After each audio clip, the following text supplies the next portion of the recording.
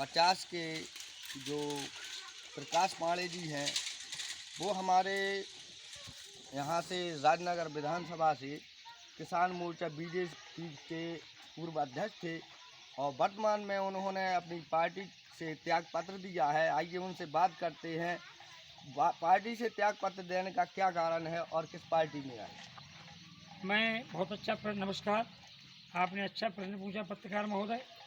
मेरा पार्टी से मोह भंग इसलिए हुआ कि ये हमारी भाजपा पार्टी जो पूर्व की थी, किसान विरोधी थी, मजदूर विरोधी थी, किसानों के वादा पूरे नहीं किए, लाइट का, विकास का, जो भी विकास के मुद्दे थे 18 साल से लगातार मध्य प्रदेश के मुख्यमंत्री जी घोषणाएं तो करते थे, एक क्रियान्वित नहीं किया। उसका स्पष्ट उदाहरण है, आप भी मेरे साथ पिछले दिनों भरतपुरा में थे, पाटन में थे। चाहे स्कूल की समस्या हो, चाहे रोड की समस्या हो, चाहे नाले की समस्या हो, पाटन गांव जैसा मैंने 20 साल पहले देखा था उसी स्थिति में इसको देखा। इसी तरह सारी विधानसभा में दलालों का, माफियाओं का, गुंडों का, और मेरा मुख्य उद्देश्य ये था छोड़ने का पार्टी का। आपको भी पता है कि मैं 1.5 वर्ष से लगातार 2,36,000 मतदाताओं की विधानसभा है राजनगर। उस विधानसभा में 2008 में नवीन गठित हुई थी, तब से स्थानीय किसी भी प्रत्याशी को भाजपा ने टिकट आज तक नहीं दिया। बाहरी प्रत्याशियों की भरमार रहती है, हमेशा बाहरी प्रत्याशी पराजित होता है, विकास नहीं चल पाता है। इसलिए कमलनाथ जी के चर्चा अनुसार माननीय कमल जी ने आश्वासन दिया, हमारी सरकार बनेगी, पाटन गांव का विकास होगा और क्षेत्र का विकास होगा।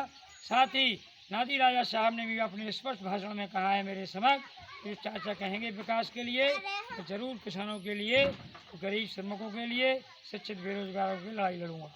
आपसे मैं एक और बात पूछना चाहता हूँ कि जो अपने यहाँ खजुराहो रोड पर जो ज़मीनें थी जिनको मुआवजा मिलना चाहिए था, उसकी आपने लड़ाई लड़ी, उसमें आपको कुछ केसेस लगा, क्या हुआ था उसके बारे में बताइए। बहुत सुंदर प्रश्न पूछा आपने। मैं किसानों की लड़ाई के लिए प्रतिबद्ध हूँ। मैंने 8/11/22 को एक किसानों का 2-2.5 से किसानों की जो ज़मीन जा रही थी खजुराहो से बमीठा तक, दोनों छोरों पर बिना मुआवजा के बीडी शर्मा साहब ने छुटभैया नेताओं के सहयोग से, जो आज प्रत्याशी हैं, उन्होंने कहा था किसी किसान को मुआवजा नहीं दिया जाएगा और रोड ज़बरदस्ती बनाया गया। एसडीएम की ड्यूटी लगाई गई, 3 थानों की, खजुराहो, बमीठा, राजनगर की फौज बुला करके मेरे ऊपर प्रकरण बनाया गया और मुझे थाने में बंद किया गया। चूँकि मैं भाजपा का, किसान का लड़ाई लड़ता था, भाजपा के लिए लड़ता था, इसीलिए वो तो बालू माफिया है, बालू की लड़ाई से उन्हें मतलब है, किसानों गरीबों की लड़ाई से उन्हें कोई मतलब नहीं है। रेल वाली में देखो आप, रेल में कितने लोगों की जगह गई, नौकरियां नहीं दी गई। ये प्रश्न बनता है, शिक्षा के लिए देख लें, शिक्षा का स्कूल जो होना चाहिए यहाँ, आपने भी, मैंने एक बार मुद्दा उठाया था, किसी शिक्षाकर्मी की पढ़ाई का आपका स्कूल नहीं खुलता था, उसके लिए भी भाजपा के छुटभैया नेताओं ने दबाया, बीआरसी ने उसको दबाया और इस तरह की कई घटनाएं हैं। क्षेत्र में प्रताड़ित किया गया, आतंकवादिता बढ़ाई गई, तो भाजपा ने दबाव किया। मैं दबने वाला नहीं हूँ, इसलिए मैंने कमलनाथ जी से चर्चा के अनुसार, उनकी अनुशंसा पर मुझे प्रदेश का महामंत्री बनाया गया और नाती राजा साहब ने अनुशंसा की। जिला छतरपुर के सदर विधायक आदरणीय आलोक चतुर्वेदी पच्चन भैया ने भी सिफारिश की, नीरज चतुर्वेदी जो महाराजपुर के सम्माननीय विधायक उनने भी की, और हमारे जिला छतरपुर के जो अध्यक्ष कांग्रेस के महाप्रसाद पटेल, उनने भी मेरे लिए अनुशंसा की, आप क्षेत्र में जाएं, महामंत्री का दायित्व संभालें और कांग्रेस की सरकार बने। मैं विकास के लिए कटिबद्ध हूँ, इसलिए मैंने इस्तीफा दिया। आप ये बताइए, कांग्रेस द्वारा जो शाला खोली गई थी, रोजगार गारंटी शाला ग्राम बरबसपुरा में, और शालाओं को बीजेपी के द्वारा बंद कर दिया गया है। आप ये बताइए, यदि आप कांग्रेस पार्टी में आए तो ये मुद्दा कांग्रेस के सामने उठाएंगे। मैंने अभी ज्वाइन करने के पूर्व आपने एक मुद्दा उठाया था बहुत पहले, गौशालाओं का।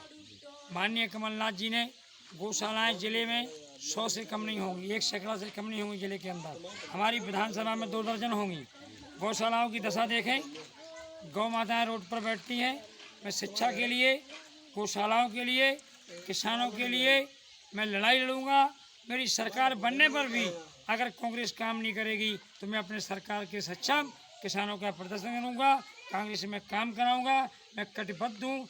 स्कूल जो गारंटी शालाएँ बनी हैं उसको पुनः संचालित करने की कोशिश करूँगा। धन्यवाद। आपका जी, मेरा नाम मनीष मिश्रा है। मैं राम पार्टी का राष्ट्रीय अध्यक्ष हूँ और हमारी राम पार्टी ने कांग्रेस पार्टी को समर्थन दिया है इस बार। और समर्थन इस मुद्दे पर दिया है क्योंकि हमारी राम पार्टी अपनी नहीं जनता की लड़ाई लड़ती है और जनता उनके जो इस बार के मुद्दे हैं वो जनता के हित में हैं। इसलिए हमारी राम पार्टी ने उनको समर्थन दिया है। जैसे गैस सिलेंडर 500 रुपये में देना, बच्चों को 500 रुपये देना, 1 से 5 तक, 5 से 8वीं तक 1000 रुपये बच्चों को देना, 8 से 10वीं तक 1500 रुपये देना और 1500 रुपये महिलाओं को देना। ऐसी बहुत सी उनकी योजनाएं हैं जो जनता के हित में हैं। इसलिए हमारी पार्टी ने उनके मुद्दों से प्रभावित होकर इस बार हम लोगों ने राम पार्टी ने कांग्रेस पार्टी को समर्थन दिया है।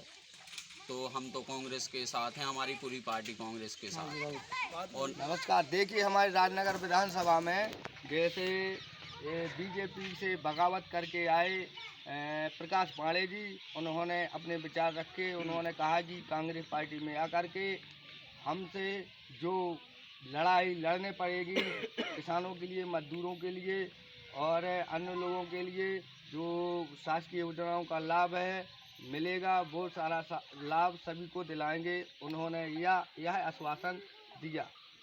नमस्कार।